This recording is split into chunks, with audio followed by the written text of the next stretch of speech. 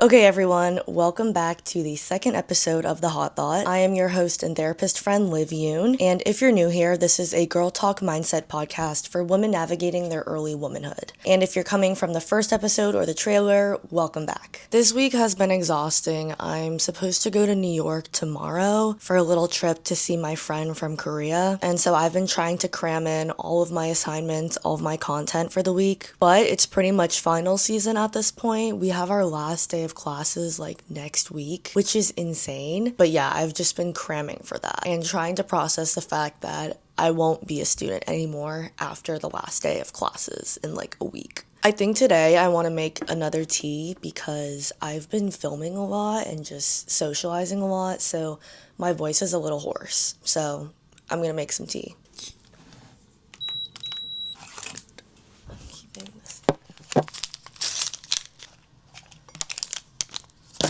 Okay, we're doing the lemon ginger thing again. Okay, today I want to talk about being a girl's girl and also touch upon like a pick-me girl. So I think today's hot thought of the day is being a girl's girl is a lot more difficult and complicated than we make it out to be. So let's talk about it. I think the term girl's girl has just been thrown around so much on social media that I feel like we kind of lost the plot on the principle of the word and what it's supposed to mean. I see so many content creators just throw it around and talk about it, and I feel like it's kind of been aestheticized. Is that the right word? Aestheticized? Like it's become this sort of aesthetic or like expectation, or I think it's just become really saturated. And so I want to get back to the basics and talk about what it actually means, because I think it's actually a lot more difficult than we make it out to be.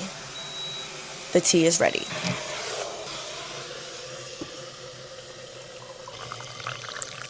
Trying to get you guys on that ASMR.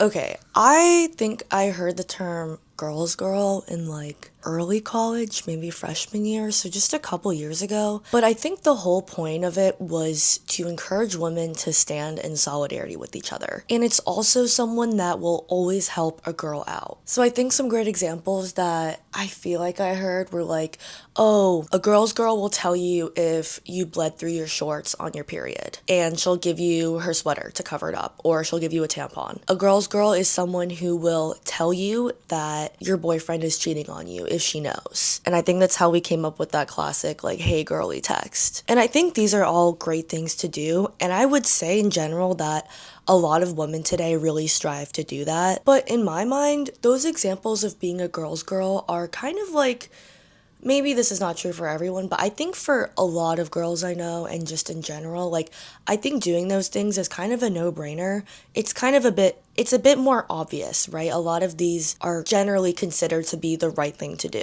I think things get a bit more complicated and fuzzy when we talk about the smaller, more subtle actions in everyday life about being a girl's girl that a lot of us miss or don't really know. So, okay, I think a great example of this is over last summer, or maybe it was the summer before that, I went to this like party with my friends, and it was mostly guys. There were obviously some girls there, but one of my friends brought his new girlfriend, and she didn't really know anyone, and I knew that in that situation she was probably really nervous.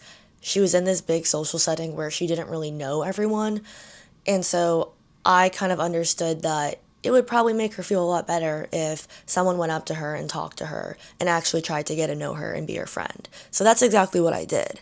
And I think to me, those are the subtle ways that you can be a girl's girl. There are so many situations that aren't the most comfortable for girls, regardless of like who you are. Like there are so many situations, such as being the new girlfriend in a big social setting, that aren't that comfortable.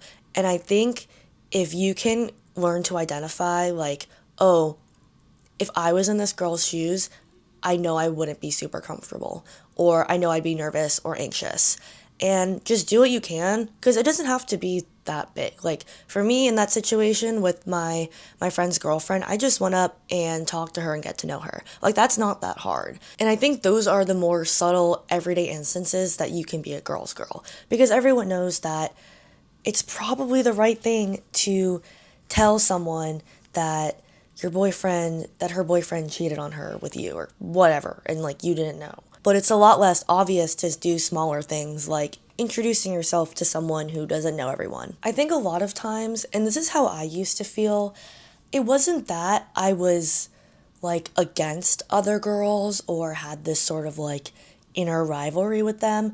I think I was just more like nervous and unsure of how this other girl perceived me, so I opted to stay quiet and reserved for myself. In high school, I don't know if I would have gone up to that girl and introduced myself. I might have thought, and this is my own internal thing, but I think a lot of girls also feel this way too. I probably would have just thought that maybe she's judging me or maybe she's perceiving me in a bad way, and so I'm gonna be shy and not even talk to her. But as I've gotten older, I've definitely realized that that's not really the case most of the time. Like most of the time, we're kind of like a little bit afraid of each other or a little bit nervous around each other.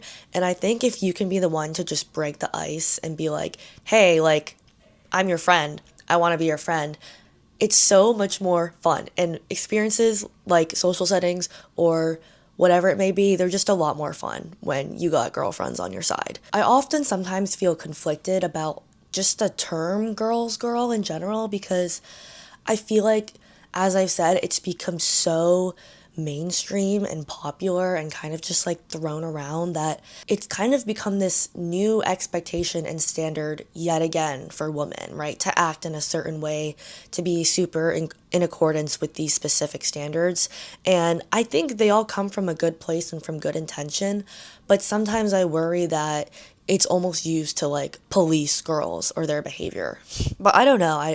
I'm interested to see what you guys think about that. So I guess comment below what you think. Now, I think what a lot of people would consider to be the opposite or the other side of the spectrum of being a girl's girl is being a pick-me girl. So let's talk about that. I think there are two responses to being in uncomfortable situations as a girl, and that's being a girl's girl and being a pick-me girl.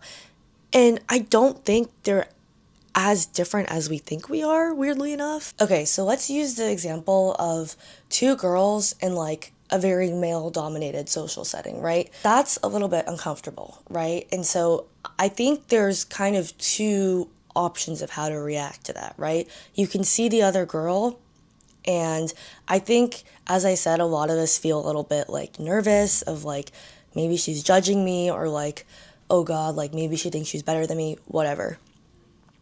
And I think you can either break down that wall and break the ice and try to be her friend, or you can kind of shy away from it and even go as far to put her down or to just ignore her or pretend she doesn't exist.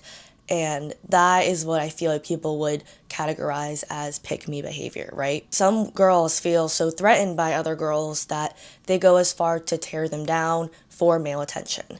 And I feel like that's a very different response, but it's to the same situation. So I think the takeaway here is that when you're in these situations, which you inevitably will be as a woman, you can either be, and these are a bit extreme, like there's obviously a lot of gray area, but you can either be a girl's girl or you can be a pick-me girl. And I think it's a lot easier for us to just fall into the let's be a pick-me girl, right? Because that's kind of what we've been socialized to do. I think every girl has a little bit of internalized misogyny, whether you realize it or not. It's something I've had to like work on and realize in myself. And the easy thing to do for someone who hasn't quite recognized that maybe they have some internalized misogyny is to veer more in the direction of pick-me girl. But I think if you're more aware of it and you kind of go out of your way to like try and become friends with the girl or lift another girl up, that is where I think we can start seeing some real change. It's obviously, like I said, in many ways, if you like haven't quite made that realization in your head, like it can feel against your nature or it can just feel really uncomfortable or unfamiliar. And that can be kind of scary. Like it was definitely, I think when I started making that switch in my life, it took some practice and it took some trying to get used to. Now, unfortunately, not every girl is going to want to be your friend. Some girls really don't want to be your friend. And I think in those cases, you just have to be like, okay, like I'm just gonna ignore that and move on with my life.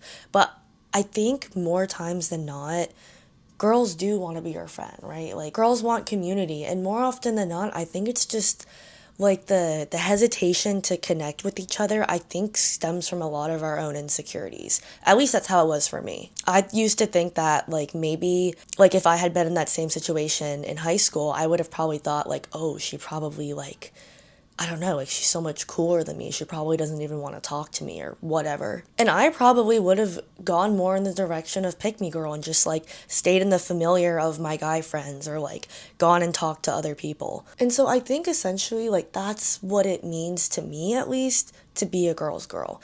There are the really obvious broad stroke examples that seem pretty principled, that seem pretty standard, seem pretty like general morals, right? But I think it's those smaller actions in your everyday life that truly make the difference. I also want to note that for girls that are pick me girls, like, I mean, sometimes they're just not great people at all, but I do think more often than not, they're just kind of a little bit lost in their internalized misogyny. And so I encourage you guys, as I've kind of had to learn myself, is to not like demonize them or see them as like horrible bad people, unless they actually are. But I think more often than not, they're just a little bit confused and maybe they veered off in the other direction instead of the girl's girl direction. I think every girl can learn to make that switch. And in some ways, I'm sure we've all been guilty of going in the wrong direction, right? And so yes, I do encourage empathy and kindness, and obviously that's a lot easier said than done. Like if someone's just being rude, then they're being rude. But I have found that if you kind of extend that olive branch, like you might be surprised how willing people are to be your friend. As the hot thought of the day was, it's a complicated thing. It's not also our fault. Like I also just hate the idea that like we have to be jumping through all these hoops and like doing all these mental gymnastics to like even just have a community and be friends with other women and have solidarity. But that is more of like a structural issue in our society that I cannot solve myself. But I do think we can all try and be girls girl, and I think a lot of that comes through the small, everyday, even mundane actions in our lives. So that is the hot thought of the day, you guys.